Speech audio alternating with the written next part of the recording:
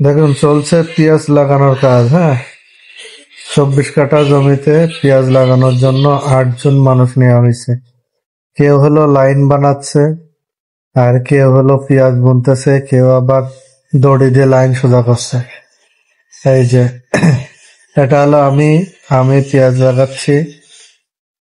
তো এখানে এটা হলো আমাদের জমি। ওই যে একজন হলো লাইন বানাচ্ছে, আবার এই পাশে দেখেন কয়েকজন হলো পেঁয়াজ বুনতেছে।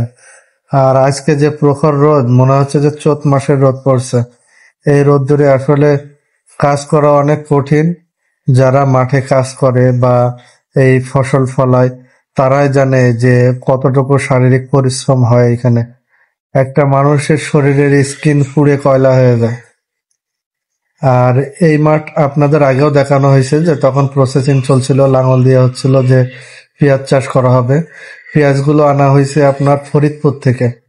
আমাদের এখানে পেঁয়াজের বীজের দাম বেশি, ফরিদপুরের দাম অনেক কম, এজন্য ফরিদপুর থেকে বীজ আনা হয়েছে। আর দেখেন সবাই মিলে 8-9 জন মিলে 24 কাঠা জমিতে পেঁয়াজ চাষ চলতেছে। ওই দেখেন এরা দুজন হলো লাইন বানাচ্ছে। এটা হলো প্রায় পেঁয়াজ চাষের শেষের দিকে। প্রথম দিকে তো অনেকগুলো করা হয়েছে, এটা হলো শেষ সাইডে। এই দেখেন পেঁয়াজ লাগাচ্ছে জমির মালিক যে। আসলে কষ্ট, প্রচুর কষ্ট এই পেঁয়াজ লাগানো, আপনারা কি বলেন?